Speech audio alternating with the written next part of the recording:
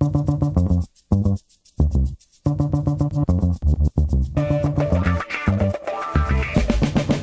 you for downloading the Chase Smith Podcast, proudly part of the Press Play Podcast Network. In this episode, I'm joined by the host of the premier fantasy podcast at B3, Jeff Thitoff. Tito, we offer comprehensive fantasy football season preview. You can catch all of our other episodes and extensive positional rankings on our premier fantasy podcast feed. Let's get it!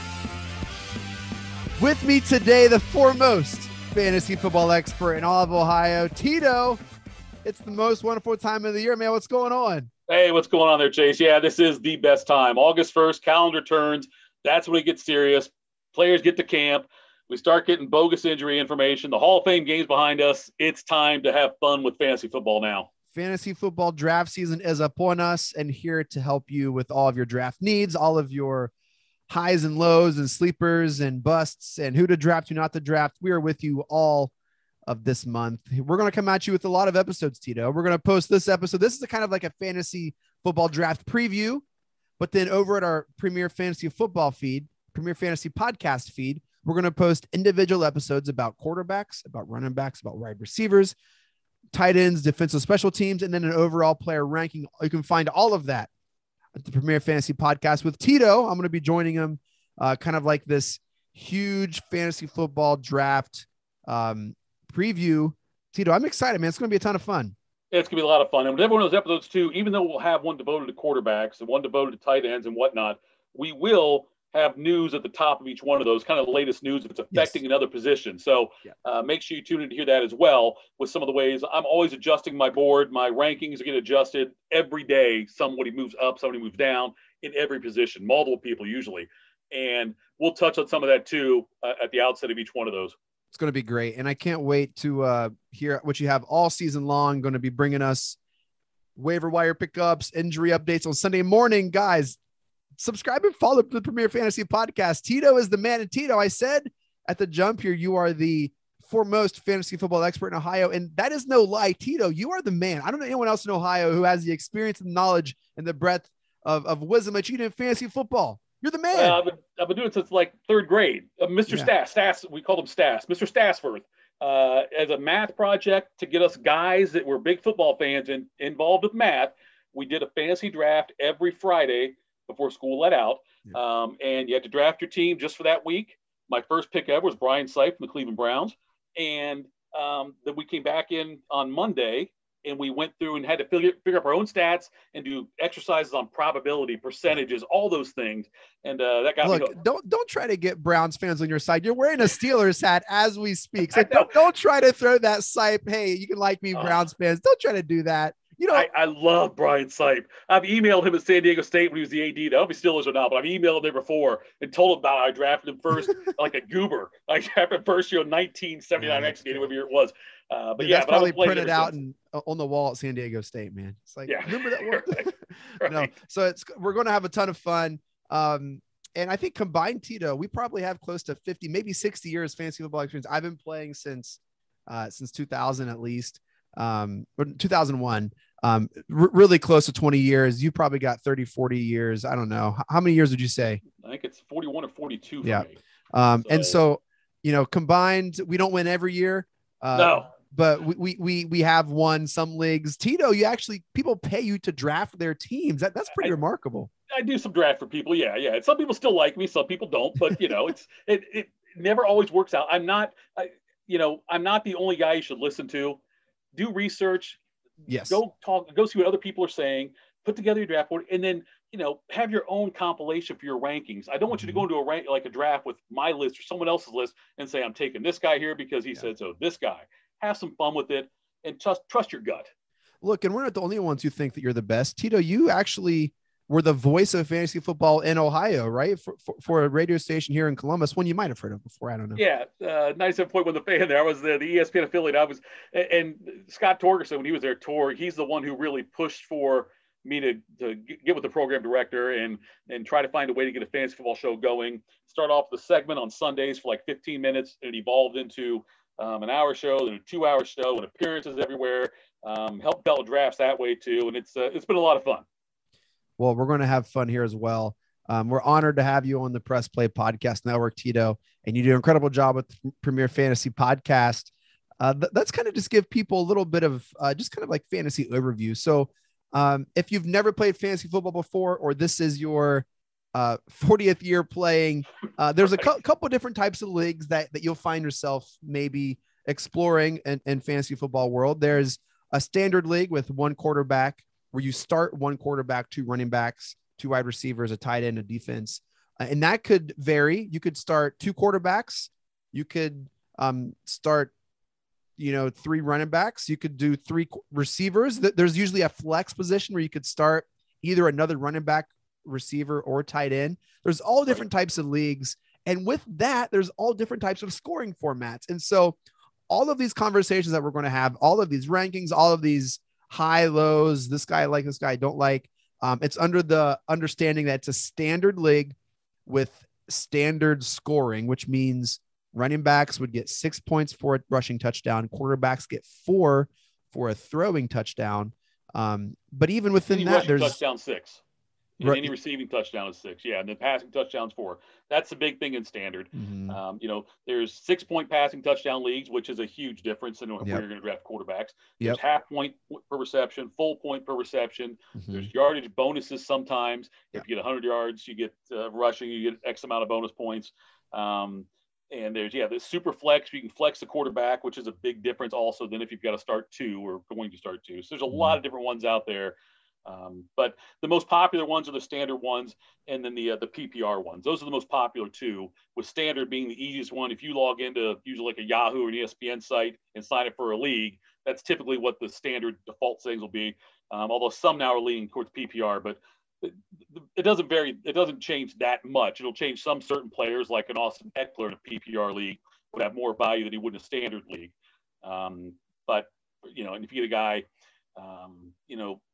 like a Keenan Allen, when he catches 100 passes for like 800 yards, the 100 passes helps out quite a bit more than the 800 yards would help out. Correct. PPR points per reception. Just right. Again, if it's not familiar to you, there's also different types of leagues. So not only just with your roster makeup, but the point makeup, but the type of league. Some leagues are keeper leagues, which means when you draft a team, you get to select X amount of players to carry over your roster to the next year. And then all the other players get put into a pool. There's a dynasty league where you draft an entire team and that whole entire team sticks with you and you can trade draft picks and you only draft rookie players. And then there's just a run of the mill league where all the players are available and every year they all go back into the bin and you draft from everyone. Again, all of these conversations are going to be coming from a standard league with standard rules and standard ranking, standard players, standard roster format. Although all those variants, and we didn't even get into the different types of draft variants that could happen. Yeah. This is just going to be they're all auctions and snake draft, which anyway. So all these conversations are going to be coming from that.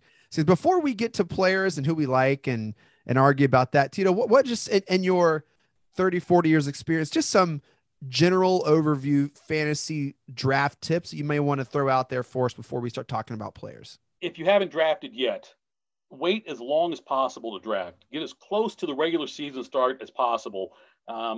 Typically in the leagues that I run, I try to have the draft like right after the big league I'm in, the most important league in my life. We are drafting when the third preseason games are finishing on that Sunday. The Bengals play the Falcons, I think, at 4:00. The Browns play at 8:00. I mean, it's Browns-Falcons. There's 2 games, the Bengals and Browns back-to-back national television. We're drafting during those games. When most of the starters aren't playing, it's going to be a lot of backups in there, and rosters are set. If you drafted early, somebody in your league, if you drafted 2 weeks ago, somebody in your league got a steal with Aaron Rodgers, an absolute steal with Aaron Rodgers, and it tilts the league in the wrong way, I think. I'd rather have everybody with the same amount of information at the time of the draft and not let somebody win or get a huge advantage because of a fluky thing. We all thought, Aaron Rodgers, the boards in Vegas, took all the Green Bay Packers bets off the board because they were convinced he was going to retire. Yep. And you don't want to be that guy who drafts a Michael Thomas and then realize, he's either injured or not going to be on the team. You don't want to draft a running back right when they open drafting it and then he gets injured in the second preseason game. Like, you don't want to be that guy because there's nothing worse than having your first couple picks get injured. It makes a long season, a lot of Yeah. grinding on the waiver wire, and it is just not fun to know you're the worst team and still have 12 games. Like, you just don't want that. You don't want to be week 6 and be like, my team sucks, I'm only going to win 5 games. You don't want that. Right. You don't want that. No, you don't do that. And there's no excuse to not have the latest information anymore, because you can go on the internet, you can get all of the latest, like the up to the second news of what's going on. I had a friend of mine whose mom knew he liked playing fantasy football, and one year for Christmas, she got him a fantasy football magazine from the beginning of that season. And so she thought, baseball, he likes it. Here it is, the rankings from 6 months earlier, whatever it was. Yeah. But there's no excuse to not have the most updated information. Right. When you get to your draft, don't have a set like, I'm going running back my first 2 picks. Mm-hmm. Be flexible and make sure you're looking, because you might say you're going to go running back, and Davante Adams might slip to you in the second round, late in the second round, because everybody else went running back. Don't stick to that running back thing. Be flexible in your draft and take the players that offer the best value. And I think that's what makes drafts a little bit exciting, is that unknown, is like, oh, what is the person in front of me going to do? And we see this all the time in the NBA draft and the NFL draft. We see GMs and teams panic because, oh, I wasn't ready, or, oh, like, I was married to my draft board and I don't know what to do now because all my players, the guy I wanted is gone. We see this all the time. And I know if you've been in any fantasy draft, a team or a person panics, they don't know what to do, and they draft someone who's not in the league anymore. They draft someone who's injured, and you just have to go with the ebb and flow of the draft. Just to kind of put it in perspective, if you are picking 12, 15 and you notice Davante Adams has dropped to you, and you're like, oh, do I want to draft him? Or, oh, there's Chris Carson, they're starting running back for the Seahawks. I'm looking at these Yahoo kind of like final stats for 2020. Davante Adams would have been the 4th highest running back in the league last year, and over 100 more points than Chris Carson. So you start to kind of say, hey, like, what does this look like? Just because there's a huge run of running backs doesn't mean that you need to get a running back too. Very, very good advice. Because Davante Adams and the next running back you take combined are probably better than Chris Carson and the next receiver you take. Yeah. So, that's how you have to look at it too, and know your scoring system. That's important. You can do mock drafts, which are also very important. Do as many of those as you can, although sometimes they can be a dud because people don't take them seriously. But know your scoring system inside and out. Know if it's 4 points for a passing touchdown. Know if it's 6 for a passing touchdown. Know how many flex players you start, how many receivers you start. Know all of these things about it before your draft, so you can make sure you are drafting off the right list of guys on your sheet. Yeah, it's so important. With those 6-point quarterback touchdown leagues, quarterbacks go in the first round. Yep. And they're more valuable. Patty Mahomes, Josh Allen. Yep. You look at even Kyler Murray, a little higher value in those. I mean, and not to touch on our quarterback conversations, but Dak Prescott, like those kind of players have more value with a 6-point passing touchdown league. And it's your responsibility to figure that out. We can't tell you what it is because every league's different. You can ask your commissioner, your league manager. They can tell you. Most of the scoring stats are available when you go to your league settings. Yep. But figure that out and make that a part of your draft strategy. And make sure that you know yourself and your fellow owners, and know what you want to get out of it. If you're a homer, and I've been in leagues with guys who are homers, and they will draft some of the players on their favorite team. If you're in a league full of Browns fans, the Browns. I know I got to say Browns fans. Mr. Sipe, Browns players will go higher than if you're in a draft with Steelers fans, or if you're in a room full of Buckeye fans. You'll see a lot of Buckeyes. Oh my gosh, you'll see Najee Harris draft in the first round if you draft Steelers fans. Man, they're not just necessarily a bad move. But, Gil, I love that. Okay, we'll get to that later. But anyway, know your room and know yourself and have fun with it. If you're the kind of guy who has like a weird superstition or a team you hate or your favorite team's rival, if you're not going to, you say, you know what, I'm not going to take it with that team. That's okay. Have fun. And it is fun. It is fun to get into the draft, and it's okay to like players. It's okay to like your team. I would caution though, if you like the Browns or you have a favorite NFL team and you draft a fantasy team with all those players, it can make for a long week when your team gets crushed and in turn your fantasy team gets crushed. You Oh, talk yeah. about bye weeks. It makes for a long week if you have Baker Mayfield and Nick Chubb and, even like Donovan Peoples-Jones or whatever. Like if you have all like these Browns players and we lose, we probably didn't do well fantasy wise. And then your team's going to lose. And then it's just a double suck. But Tito, Yes. but when the Browns score 40 and everything's rolling Right. and you win your league because you have the Browns, it is a good Sunday and you feel like you're a genius. So it's feast or famine if you do that. So just buyer beware. And to piggyback off that as well, know what kind of player you are, because that could affect some of the ways you draft. And let me give you an example. If in the league I'm in, the big league I'm in, I make the playoffs. I've made the playoffs every year in this league except for one.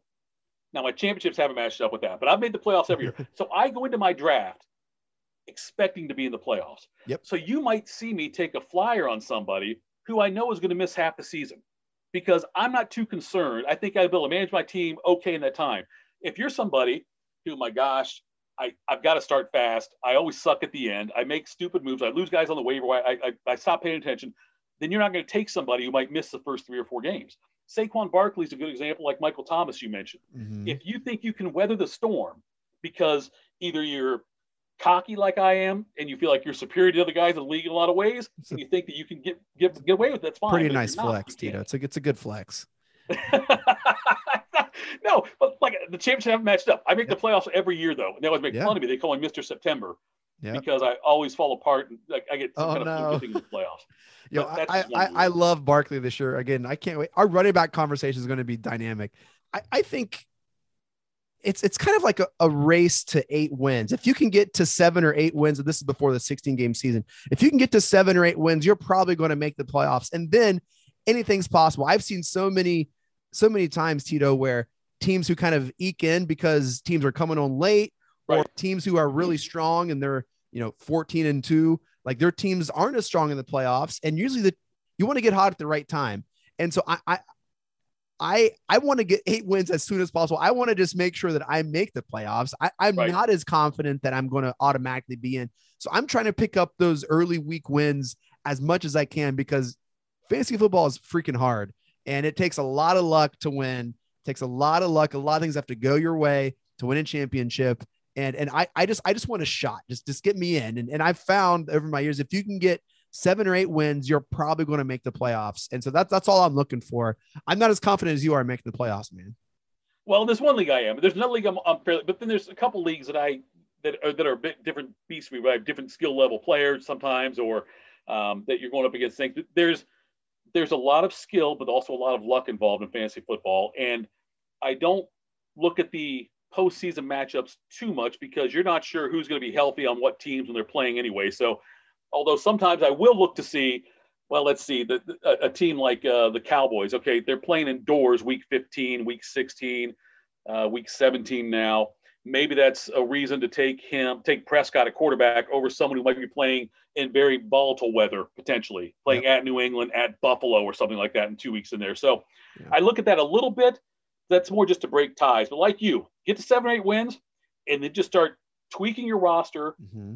You can find a desperate person who just lost a guy who's trying to get to 7 or 8 wins still, and you can probably take advantage of the trade situation there where you get somebody who's going to help this guy for 3 weeks. You get somebody who can help you 4, 5, 6 weeks down the road. Let's talk about quarterbacks and some general tips looking at quarterbacks for your league. Whenever you go to draft a quarterback, Tito, are you looking at head coach stability? You're looking at scheme? You're looking at weapons? Are you looking at last year's points? What are you looking at mostly for quarterbacks when you go to draft?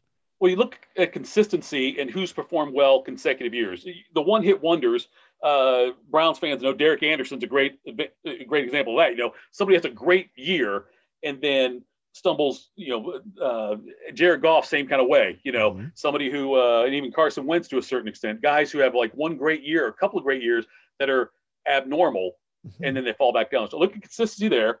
I also look at the coaching scheme and the weapons they have around them. And that's why Mahomes, Josh Allen, who can also beat with his legs, that's why they're the top 2 for me. Mahomes and Allen are the ones and those are the ones that get drafted first. But I typically don't like to spend an early pick on a quarterback. I like to wait it out a little bit. And I try to you can grab a lot of value in quarterbacks. If you don't take the top 3, 4, or 5, You can get a lot of guys down in the 6 to 15 range. They're still going to be really good. And there's not a huge gap between like the 4th and 5th, 6th best quarterbacks versus like the 9th, 10th, and 11th usually. Right. And the quarterback position is the one where you can find the most value later in the drafts. It's the position where people start the least. If you have 12 teams in your league, there's only 12 starting quarterbacks. There is really no, if you miss out on those first couple top tier quarterbacks, unless you're really sold on a player, like you can wait a little bit and not have a lot of variance in your quarterback scoring. That's going to, be any different than any other player if you would have drafted 3 or 4 rounds earlier. The gap between the top, like the 5th best running back and the 10th best running back, is wider than the gap between the 5th best quarterback and 10th best quarterback. And it's even larger in tight ends. Like the top tight ends, it's even a larger disparity, which I think goes into a strategy we'll talk about, here in a little bit. There's tight ends. There's no parity in tight ends. No, there's not. If you don't get one of the top 2, 3, or 4, you can wait and get the 12th best tight end. It may still end up having a guy who's a top 5 tight end. Mm-hmm. Yeah. And very rarely is there a surprise tight end who comes on of the year. You're like, no one saw that coming. Right. Like generally tight ends, they're easy to predict. You know who's going to be schemed around. Unless you get that red zone specialty, there's 4 or 5 tight ends that are going to make a difference in your fantasy league, and that's it. Right. Yeah. I mean, you might get a tight end. You might get the weird one where he catches 26 passes on the year, but 6 are for touchdowns. Yeah. But that doesn't happen very often. And the tight ends, if you get one of the top ones, that's great. I don't usually I try not to overdraft for a tight end though. I think you can find the 6th, 7th, 8th best tight end and still get by with strengths at your other positions. Yep. Hey, let's take a quick break. When we come back, we're going to start talking about who we're high on, who we're low on, quarterbacks, running backs, receivers. We're going to have some fun, Tito. Stick around. We'll be right back. Hello, Brooks here with the Books with Brooks monthly book club podcast. We read 1 book a month and then we talk about it. Books like Stephen King's The Shining or Where the Crawdads Sing by Delia Owens. If you're on the hunt for book recommendations and enjoy sparkling conversation, come read along with us and then listen in. Looking for new insights on the Cleveland sports scene with a unique side of Cleveland sports history? Then you found the perfect podcast. I'm John Sable. And I'm Scott Sable, and we're hosts of the Sable Brothers on the Baseline podcast, a podcast about Cleveland sports, but not your typical podcast about the land's sports teams. Join us as we embark on a journey of sharing a unique and historical side of Cleveland sports history with the help of some former Cleveland sports stars and other historical figures. All right here on the Sable Brothers on the Baseline podcast, part of the Press Play Podcast Network.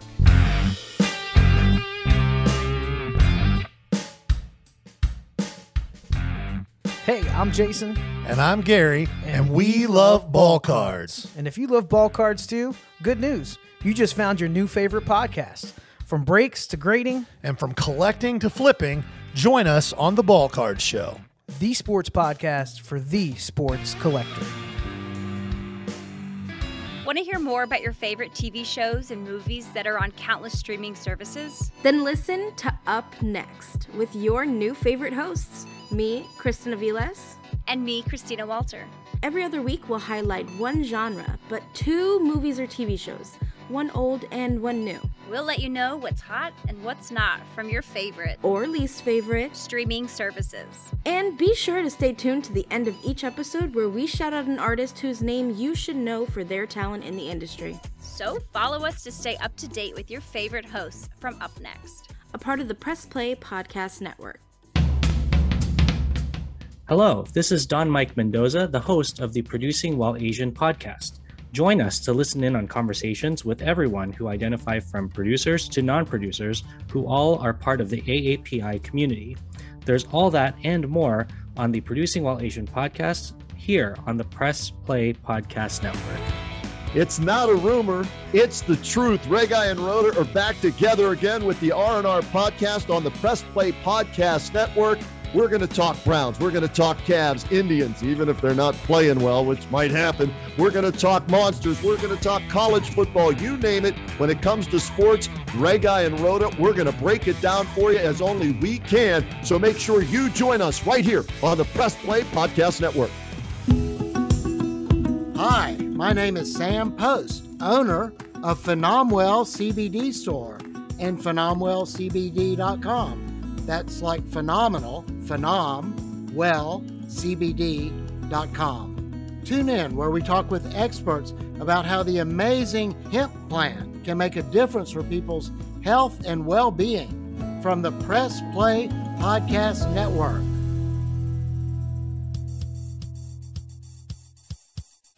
Hey there, this is Brent Spillin, co-host of a Swingin' a Tribe MLB podcast. Listen, we're just a couple of fans who love to talk everything Cleveland Indians baseball. If you're a fan like us, then this is the podcast for you. Go Tribe.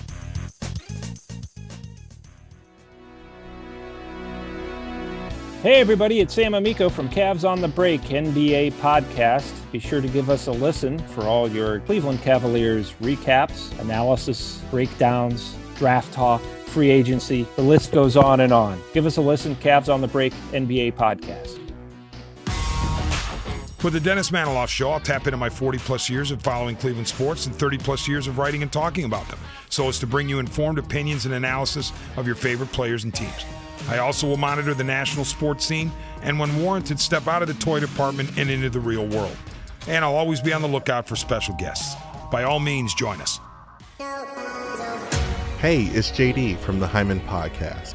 I created this podcast to have hard conversations. Conversations that make us human but are also wildly uncomfortable. Conversations that help give voice to the voiceless and to the marginalized. Now you can listen to the entire first season on Apple Podcasts, Spotify, or wherever you get your podcasts from. Consider this your personal invitation to join the conversation. Hi, my name is Jeremy Powell, co-host of the Oranges, Oranger, Browns podcast. Check us out anywhere you listen to podcasts. For all your Browns coverage, post-game, pre-game, anything you need Browns, you'll find it here on the Oranges, Oranger, Browns podcast. All right, we are back, the Chase Smith podcast. Here with me, Tito, talking all fantasy football draft strategy. You can also check this out in the Premier Fantasy podcast feed. Tito, let's talk about quarterbacks. Well, actually, no, let's hold off. I think this conversation will naturally go there. Let's talk about players that we're high on, players that we're low on, players that we just feel really good about going into the season. Well, I'll tell you, the guy I love this year, and I think you can get a very good value on him. Especially now he's got a shoulder injury he's nursing, but he should be okay. Dak Prescott for Dallas. What I love about him is, first, he was on pace for like 6,000 yards last year when he got hurt. They were MVP talks, like the first quarter of the season. It was like Dak, MVP. And their offensive line is great again. Zeke's in great shape. Yes. And their defense sucks, which is a great combination there because they're going to be playing behind a lot, playing in shootouts quite a bit. And Prescott's going to throw the ball a lot. So Dak Prescott, I've got him as my third-ranked quarterback. I've got him ahead of a lot of guys that people have ranked higher. I've got him ahead of Wilson, Rodgers, Lamar Jackson, Kyler Murray. I've got him ahead of all those guys. I think Prescott's the third best quarterback this year. Yeah, I don't think that's a reach at all. I think people will not draft him that high. I think names will go before him, and I think he very well could be in the really top 2 points at the end of the year. If we're at the end of 2021 looking at the points, I would not be surprised to see Dak in that, vying for the top 2 positions at quarterback points. I think you're going to see names go ahead of him. You're going to see Mahomes go. If anyone reads any books, looks at any draft where they're going to see Josh Allen, he's getting an MVP buzz already. Names, Brady might go before him if people just go on namesake. Rodgers will probably go before him. Yep. You start looking at names that people just like legacy names. You might even see Lamar Jackson go before him, which I don't agree with, but you just never know. And you can get great value for Dak. I'm super high on Dak. I agree. I think Dak is a great pick. Another quarterback. I love Tito, Matt Stafford. What? I love me some Stafford. Yeah. Going there after having all the changes and challenges he had in Detroit, with the stale offense, not many weapons. He gets over there now with McVay. McVay is really good with the quarterbacks, and they play in a faster offense. They're going to run more plays than Stafford ran in Detroit on a per-game basis. Just that's the way that McVay coaches them up. And Robert Woods, Cooper Kupp on that team, Deshaun Jackson now. And the fact that one running back's out now even gives more value to Stafford. I think the Rams are a dark horse Super Bowl team, and I think Stafford is going to lead the league in passing yards this year. Yep. I have Dak, Stafford, and Russ in that second tier. I have Mahomes, Allen. I have Kyler Murray at my third spot. I think Kyler Murray in Arizona, they got AJ Green's looking fresh. I just think they have a lot of tools on offense, and it's all centered around Kyler Murray. And I think he's a better passer than Lamar. I think he has that running kind of like threat, like Josh Allen and Mahomes and really Rodgers. Some of these higher quarterbacks, they can beat you with their legs as well. But I have Kyler Murray. But yeah, that's kind of where I got. But then I got my boy Bake come in his own tier 3. Of course you do. Of course I do. Yeah. Baker, Burrow, Herbert. I've had Lamar here, and I think Matt Ryan is going to find himself a little good fantasy year this year. You're not high on Baker, Tito. Tell me why. No, I'm not high on Baker. I think that they're going to continue to pound the ball, and I think that they've invested so much money in that backfield, and that's when they have a lot of success too. Is when they get ahead and control the game. And I think they're going to keep on feeding those guys. They're going to keep feeding Chubb and Hunt. And I don't know about OBJ, his health. I know Landry's a great possession receiver who will catch that little 6 and 7 yard pass or whatever. He'll end up having 5 catches for 42 yards in the game, but he'll get a touchdown. He's effective. I love Jarvis Landry in a PPR league. Yeah. But I think they're going to run the ball a lot. All right. Here's the case for Baker, Tito. You ready? All right. I'm going to take you to school, man. I got the notebook out. Go ahead. Yeah, here we go. The Browns adopted advanced analytics. That's all we've heard about. It's been a huge source of contention the past 4 or 5 years. We're finally all on the same page.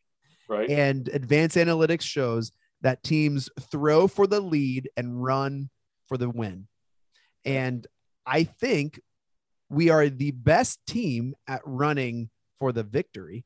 But I think when you look at the team last year, starting with Cincinnati, you saw Baker morph into this competent, he was already confident, right, accurate deep ball passer that was advertised coming out of Oklahoma.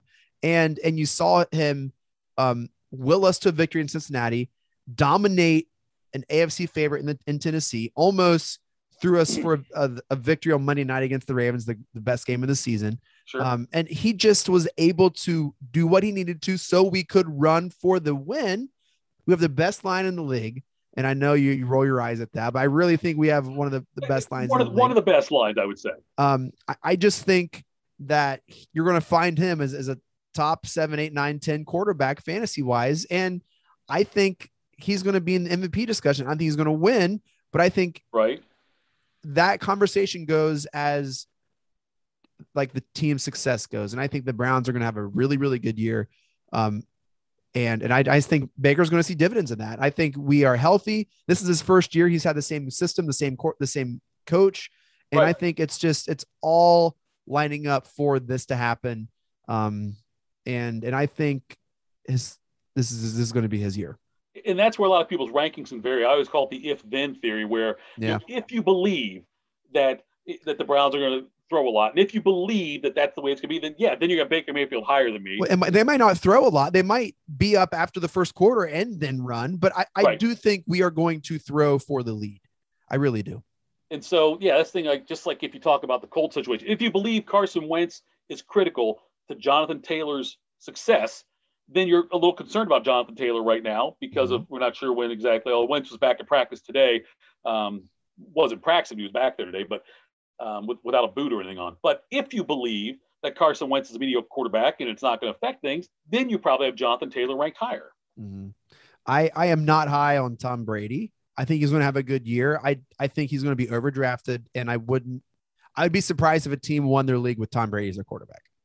I would agree with that. I think that I think Brady is, you keep waiting, for that. Like Max Kellerman called it 3 years ago, the cliff that Brady was going to hit, and he's been great since then. But it's going to happen at some point. I think there's too many weapons around him and too good of a coaching staff there. Oh my gosh, I would love to be quarterback for that team. Are you kidding me? Those receivers are just insane. The tight ends. I mean, I could be eating crow come week 7. He could be the top point scorer in fantasy football. He really could, but I'm not high on him.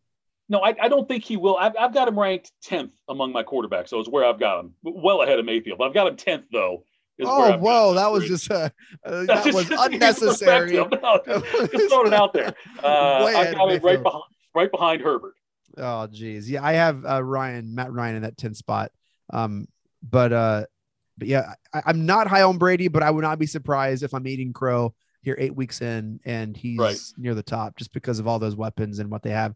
It's the marathon for Brady. He's not playing to light it up in week 4 when he's, you know what I mean? He's like, hey, we're going to get to the playoffs and then I'm going to do what I can to win. And I don't see a 5-touchdown game out of him. I see a lot of 2-touchdown games, have an 8-minute drive, work it down the field, give it to Fournette or Ronald Jones, let them pound it. And I see a lot of that kind of more of a balanced offense than probably a lot of teams. Doesn't bode well for, for fantasy owners, but Brady could be like, yo, I'm going to show these guys that I still got it. And that's just, let's air it out. I don't know. I wouldn't bet on it though. All right, what about running backs? Who you high on with the running backs, Tito? I love Aaron Jones this year. I think he ends up being like the 4th, 5th, 6th running back taken sometimes. I've got him 3rd right behind Christian McCaffrey and Dalvin Cook for me. But I think that Aaron Jones, Green Bay having Rodgers back there is for another year and going for it. I've got Aaron Jones 3rd. Dude, I don't even have any of those running backs in my top 3, Tito. You don't have Cook, Christian McCaffrey, or Aaron Jones in your top 3? No. God, I got to get in the league with you. I got Henny 1, Barkley 2, Kamara 3. Okay.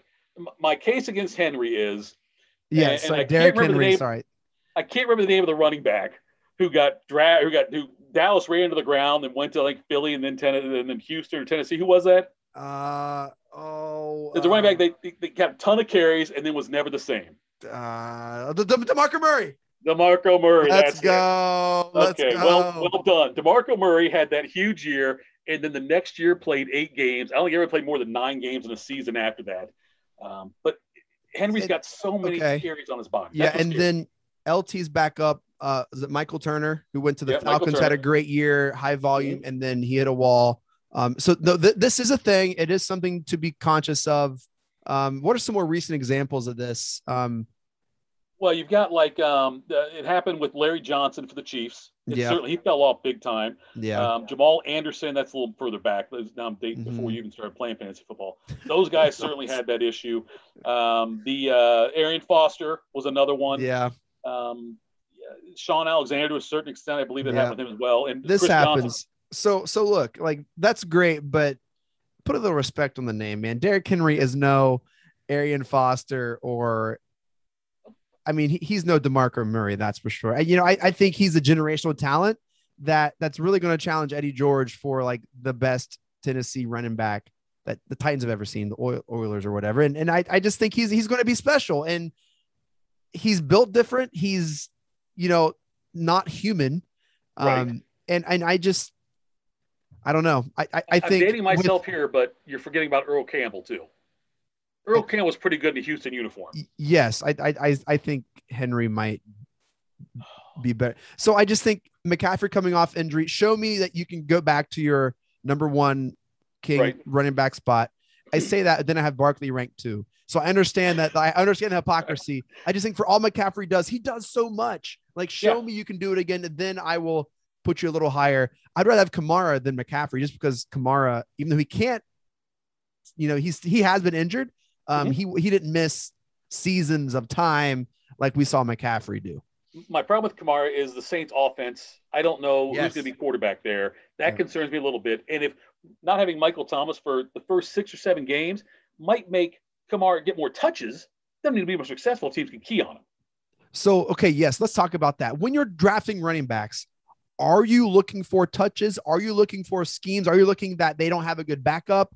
So, like, for instance, the Browns, they have Chubb and Hunt. They're going to share time. That's going to diminish both of their value, but there's still value there. I don't even know Tennessee's backup. I don't know. You know that Ezekiel Elliott, Tony Pollard, that's a handcuff you need. Kamara's backup. Is that Murray?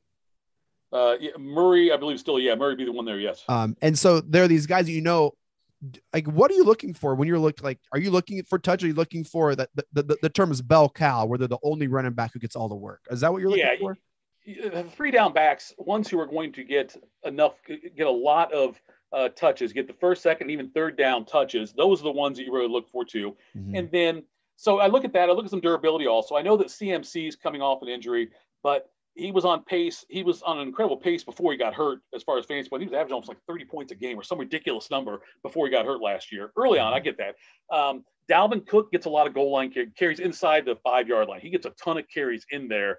The Vikings give him the ball a lot. That's the reason he's got a lot of value. Plus the fact that he could have a game where he rushes 12 times for 24 yards.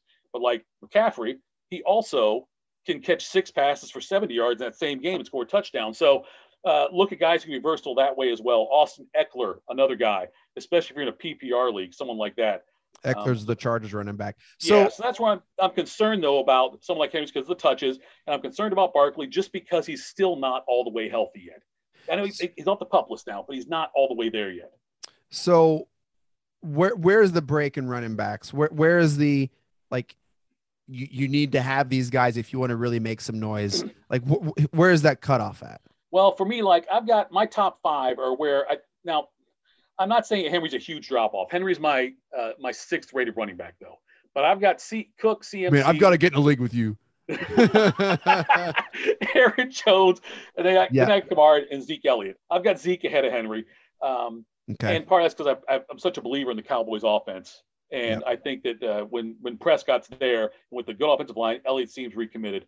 After that, it's kind of a small drop off for me. Not huge, but Henry, Harris, I've got Gibson, I've got Mixon, then I've got Chubb. I know you're waiting for that one, weren't you? You have Harris above Chubb? I do have Harris above Chubb. Oh, Harris can have more touches than Chubb. That's what I like about it. Gosh. Okay. Because there will be, like you mentioned, some touches. Chubb and Hunt. Hunt's going to get his carries. They're both going to be successful. Don't get me wrong. But if Hunt wasn't there, I'd have Chubb rank higher. But there's no one. Harris is the guy in Pittsburgh. He's going to get 300 touches. Who's going to block for him? The offensive line, admittedly, not great. No doubt about it. Yes, probably one of the bottom 5 or 6 offensive lines in the league. Najee Harris's value will be the highest week 1. Before Ben gets hurt, before everyone sees that they have to zero in on Harris every down of every play. Right. I mean, it's the dude. The I fact that Harris, you have Harris ranked above Chubb is criminal. Well, we'll see. I hope we can mark it down. I think by the end of the season, Harris will have more fantasy points than Chubb. No. I think at the end of the season, but the Browns as a team, running back wise, they will run the ball better than the Steelers will all day long. No doubt about it. So in that, so I have that Henny, Barkley, Kamara, McCaffrey, Cook kind of all in. Right. I have Aaron Jones leading like the next tier, which he's always undervalued. So that's admittedly, but then I have Jones, Zeke, Chubb. I have Taylor and Josh Jacobs there. Josh Jacobs, the Raiders running back, not getting a lot of talk this season. What's going on there? They signed a running back, didn't they? Yeah. The reason is because they went out and added another running back there, Kenyon Drake. They gave Kenyon Drake money that eclipses a lot of starting running backs' salaries on other teams. And so they brought Drake in. I like Jacobs too. I think he's a great talent. I wasn't sure why they would go out and spend that money, on another running back there, but they must see something they like in Drake. So I think that although I do believe Jacobs will still lead the team in touches. Jacobs is the best running back on that team. It's kind of like the Browns situation, though, where you've got another viable guy behind who they believe in. Much like the Browns believe in Kareem Hunt, I think the Raiders have some belief there in Kenyon Drake, and that's why they got him. Why are you so high on Najee Harris and not Jonathan Taylor? Well, Jonathan Taylor, I'm worried about the offensive line situation. Great, I know. We're Steelers situation. You're talking. Just keep talking because this is great. I'm going to justify this case. Listen to me. Now, Najee Harris is a better talent and a better running back than Jonathan Taylor is. We've seen Taylor do it in the NFL. We haven't seen Najee Harris do anything other than wear a suit and do something for kids somewhere. I forget what they highlighted in the draft. And he didn't look imposing or outstanding against Dallas in the preseason game. He looked great at the draft. I just drafted in the Hall of Fame game. He didn't have 8 carries for 100 yards. But I believe in the Steelers' offensive scheme, and I think that Harris is going to. I think at the end of the day, he's going to have more fantasy points than Taylor. He's a bigger back, and I think that he's. I don't know who the Colts quarterback is going to be. I'm not sure what other weapons they have on that team. I'll take the Steelers receivers over the Colts, which opens things up for the running game a little bit.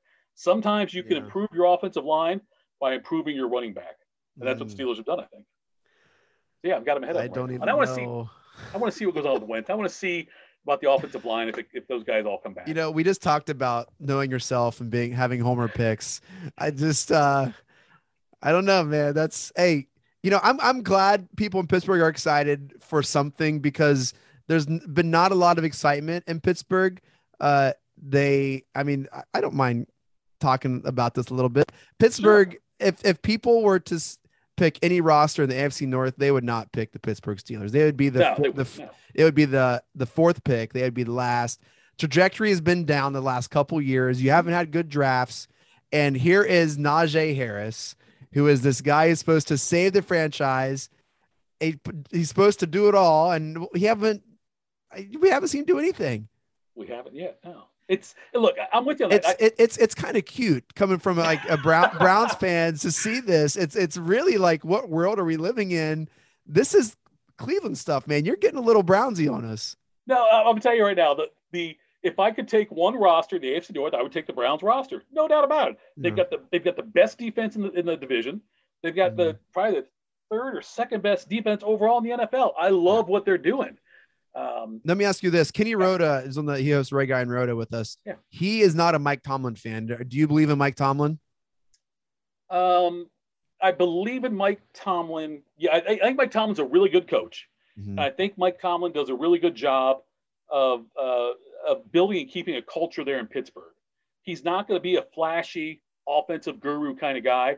He's going to be a guy who has to have good assistants around him. I think he does a pretty good job of that usually. The fact he's never had a losing season there, though, is amazing. Yeah. And the fact the Steelers have had 3 head coaches, Noel, Cowher, and now Tomlin, that have covered all those years, is amazing. The model of consistency, that's for sure. We spent way too much time talking about the Steelers. I wish you the very worst luck, Tito, in this season coming up. But okay, Najee Harris will get touches. He will try to do everything. So if volume is your thing, Tito, I have a rule that in all of my years playing fantasy football, I have never drafted, started, or cut to my roster anyone that's in the AFC North that's not in the Browns. I don't go all in on the Browns, so I'm not gonna have an all Browns roster. But I can't find myself on Sunday saying, well, hey, at least Chase Claypool scored a touchdown. Like I can't do that. I don't want him to ever score. So it doesn't matter what player I need, what player is available. I am not going to draft anyone from the Ravens, the Bengals, or the Steelers. And I've been made fun of. I passed on Antonio Brown one year and they're like, why would you do that? I know those should have been these smart fantasy plays. Right. I just can't, as a fan, I just can't do it. See, I don't go to that extreme. I justify it in my mind by, okay, you know what? I've got Chubb. I got him a great value because I got him as the 11th best running back. I got Chubb there. And I can say, I hope Chubb rushes for 100 yards and 2 touchdowns, and the Browns lose, and all my other guys are great. That's how I can. That's how I can do. I can sit there and root for it, and not necessarily. I won't watch Chubb play. So I'm not going to watch the Browns game usually unless they're playing Pittsburgh. But I don't have that strong of a thought towards that with fantasy football. I still try to get the best players. Yeah. Luckily for me, though, it hasn't been Browns for most years. That's true. We've been a fantasy desert, except for that Derek Anderson anomaly year. That 1 year. That 1 year. But hey, the tables have turned. All right. So we have those kind of those starting RB1s is what you'll kind of hear, like running back one. That'll be starting every week, no matter the matchup. You got to do that. And then it kind of drops. Then we have James Robinson, Chris Carson, David Montgomery, the Bears running back people are high on. Austin Eckler, you mentioned earlier. Right. A lot of these running backs who would be great if, they're your second running back. If they're your first, you might need to be creative and try to make some trades. Yeah, Henderson for the Rams is someone I watch with Cam Akers being out now. Last year, Henderson had a couple of big games early on in the season when Akers was still battling some injuries and was 100%. He had a 100-yard game in there, scored a few touchdowns also. That's someone, if the Rams don't add another running back, that's a guy I'm looking at quite a bit as far as someone to grab there. Another one is Melvin Gordon in Denver. Yeah. Gordon's somebody else who could be a sneaky guy to get as your third running back or fourth running back, depending on where he falls in your draft. Those are a couple guys I'm looking at, though, and also Damian Harris in New England. Yeah. Let's talk about wide receivers, Tito. Is this one of the deepest fantasy wide receiver drafts in recent years? Yeah, it gets deeper every year because the NFL is so geared towards the passing game now. Mm-hmm. And to your point about the Browns, how they can pass the ball and zip it over the field. You can complete so many passes now, and teams pass more now than they run. And so there's so many more receivers you can go to that are going to be able to put up fantasy numbers. Whereas the third running back on a team is not worth owning usually. The third wide receiver on a team a lot of the times is worth owning. Yep. So that's where the difference is. There are so many receivers you can choose from this year. It's such a deep, and the ones that came in this year and the rookies this year came in also. You know, it's pretty top heavy though. It's very much like the tight end field. You have 3 or 4 receivers that separate themselves, but then you have this huge pool of receivers that, you know, if you just look at numbers, you're like, well, why are there 25 receivers who score, you know, 7 to 11 points a week? Like there's really kind of top heavy. And that's where you got to make sure when you're drafting, you're paying attention if it's a PPR league or a standard league, because that could change a few guys, big numbers. But like, you know, someone who I like, I mean, you brought up Terry McLaurin to me a while back about him being, if I thought he was a top 10 receiver this year. I've got him just outside my top 10, but that's Washington football team. Yeah, Washington football team. He's got Ryan Fitzpatrick throwing to him this year, better than he had. It's magic, baby. It's magic. Gunslinging. These guys have to fall off. Someone's got to fall off. He's got to fall off eventually.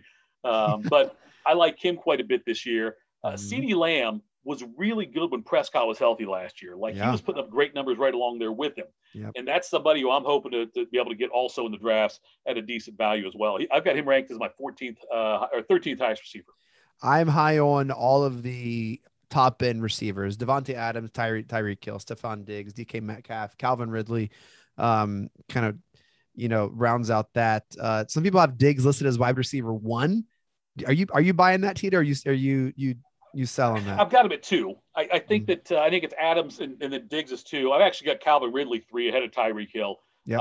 But Adams going to catch a ton of passes. The Packers are going to be throwing a lot to him. And if you're looking for sleeper receivers, by the way, 2 guys that you should probably consider is I like Gallup in Dallas.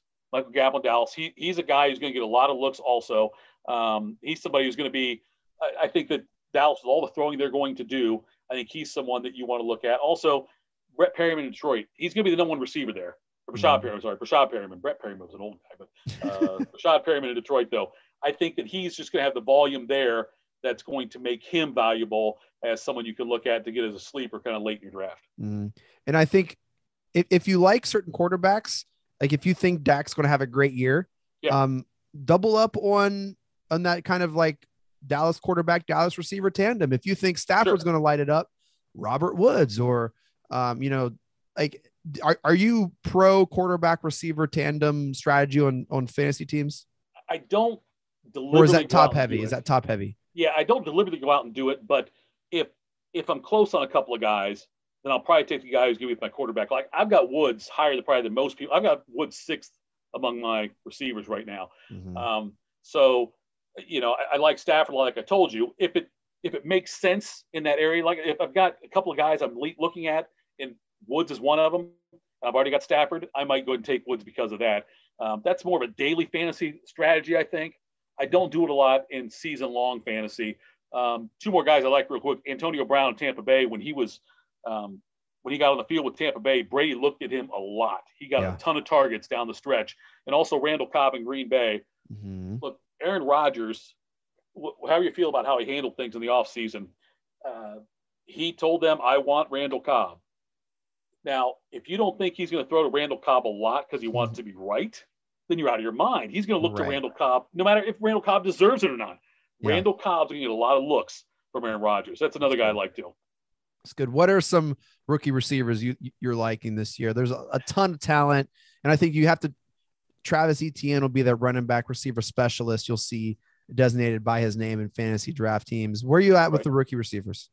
Well, you know, it's early on, and I want to see what they're doing in camp. Like I'm hearing a lot of bad things about Jamar Chase and the Bengals offense in general. I was pretty high on him going in, and it seems like all the news coming out of Cincinnati so far has been bad about the offense, including with Chase dropping passes. So whereas a couple weeks ago I probably had Chase as the highest ranked receiver, and I had Smith from Philadelphia, the kid from Alabama, Devonta Smith. I had him high also, and now he's hurt. So you look around and you've got I mean, I don't have Waddle in Miami might be the highest one now for me, but I don't love Miami receivers anyway because I'm not completely sold on Tua as a passer. So there's not a lot of rookie receivers I'm really looking at and saying I got to get that guy. You know, I'm not that high on them right now. A lot of talk going into the draft. You know, a lot of receivers taken. And if you like any long term, you play that dynasty keeper league. Those are some names you want to look at. Tight end. Let's talk about tight end real quick, and then we'll wrap things up here. Tight end, very, very, very top heavy. That you'll find the most point disparity among the top tier tight ends and the, 6, 7, 8 tight ends than any other position in fantasy football. I mean, Kelsey's the gold standard in Kansas City. I probably won't have Kelsey in any of my leagues because I'm not going to draft a tight end high enough to do that. Kelsey, I've seen him in some leagues going late in the first round in like a 12-team league. I'm not going to spend a first-round pick on a tight end. Darren Waller, I think, is the next best tight end. The only downside, he's missed 8 days in a row of practice. Now, they haven't said why. They've just undisclosed injury. I hope he's okay. I love Darren Waller. I've got Kittle. That's probably where the drop-off starts. But if I can get T.J. Hawkinson later on, I think Hawkinson's top 5 tight end this year in Detroit. I think that Goff's going to look to him quite a bit. You mentioned that. We talked a little bit ago. You're not big on Andrews, Ravens tight end? Andrews is the next guy for me right there at 5. But after that, then you start looking at Noah Fant, Kyle Pitts. Rookie tight ends usually don't have great years in the NFL anyway. So I'm kind of holding on Pitts till I see what he does in the preseason a little bit. But you can get great value with Tyler Higbee, the tight end for the Rams. He's clearly their top tight end option. And I think he's going to get because I think the Rams are going to score a lot. I think you'll see him get a lot of opportunities. You can go with Robert Tonyan in Green Bay. Roger's going to throw for a lot of touchdown passes. I'm starting to warm up to Austin Hooper a little bit in Cleveland as someone who could be a red zone guy. He has not had a strong camp. I don't know if you've heard. Yeah, he has a great camp. Yeah. Njoku and even Harrison Bryant, I think, is our backup tight end. He's gained like 13 pounds, and he plays well when he's given the chance. There was even talk about, why isn't Njoku tight end 1, which is just an insane. I'm not an Njoku fan either. But Hooper's not had a strong camp, and he needed a strong camp. And I'll give you one more guy that if you wait too long on tight ends and there's Jared Cook for the Chargers. The Chargers, he was decent. Cook's been decent the last couple of years, not great, but the Chargers with Justin Herbert, if they're going to feature that tight end a little bit, I think in the red zone, he's somebody who I would take and be fine with having as a starting tight end. I'm high on Kittles this year, off an injury. He's just a football player, someone that's going to play really hard. And I think, whether it's Garoppolo or Trey Lance, tight ends are really good for those quarterbacks. Sure. And what better tight end than Kittles? People forget he was stinking good. Oh, yeah, he was good, yeah. And I'm pretty high on him. But hey, Tito, this was awesome. This was fun. We are going to wrap things up. Again, coming at you in a couple of days, our quarterback tiers list, then our running back tiers list episode, then our receiver. We're just really going to hit it all for you. So stick tight. Catch all those episodes in the Premier Fantasy podcast feed. Tito is going to be hosting that. I'll be joining him. And that does it for this episode of the Chase Smith Podcast. Thank you all so much for downloading and listening. Shouts to the Press Play Podcast Network for making this possible. Follow us online, Press Play Pods. Visit our website at pressplaypodcast.com to keep up with all of our shows and network news. Shouts to Tito. My man, thanks, Chase. @ThatHappens on Twitter. Hit me up. @ThatHappens. Tito, when are you going to be dropping new episodes on the Premier Fantasy Podcast during the NFL season? Drop us with a little bit of some knowledge, buddy. August 12th, we'll start doing you and I will go down, we'll break through the quarterbacks and all of that, and we'll always hit the news, all the updated news on the other positions as well, what's going on, and then we'll knock out some of the other positions starting on the 14th. Love it, love it, love it. Hey, man, we'll talk soon. And, hey, guys, happy drafting if you don't catch those episodes. But, really, check those out. Get all the information you can. Just don't go into drafts blind. We're going to try to help you out this season, all right?